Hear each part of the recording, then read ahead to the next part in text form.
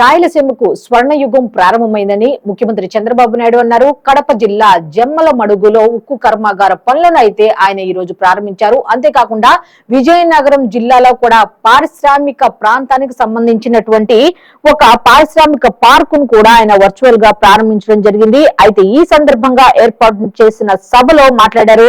Steel plant ఏర్పాటుతో Rayalaseema చరిత్రలో నవశకం మొదలైందని, రాయలసీమ బిడ్డగా అభివృద్ధి చేసి చూపెడతా అంటూ కూడా చెప్పారు. రాయలసీమ అంటే కరువు నేల కాదు, జలకళ అంటూ కూడా చెప్పుకుంటూ వచ్చారు. ఈ ప్రాంతం హార్టికల్చర్ హబ్ గా మారిపోయిందన్నారు.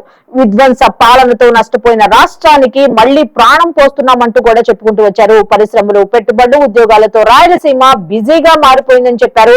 రాయలసీమ కాదు రతనాల సీమ అని చూపిస్తున్నాం అంటూ చెప్పుకుంటూ వచ్చారు. ఇంకా పెద్ద ఎత్తున పెట్టుబడులు పెట్టేందుకు సజ్జన్ జిందాల్ సిద్ధంగా ఉన్నారని చెప్పారు. రాబోయే రోజుల్లో సీమకు అన్ని మంచి రోజులే అని స్పష్టం చేశారు.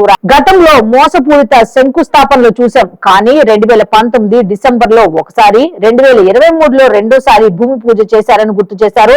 తట్ట మట్టి అయినా తీశారా, చిన్న భవనమైనా కట్టారా, అడ్డంకులన్నీ తొలగించుకొని వచ్చాం అంటూ కూడా ఆయన 1100 ఎకరాల భూమి ఇచ్చామంటూ చెప్పుకుంటూ వచ్చారు. 2 స్టేజీల్లో 2 మిలియన్ టన్నుల ఉత్పత్తి జరగనుంది అంటూ కూడా ఈ సందర్భంగా ఆయన తెలియజేయడం జరిగింది.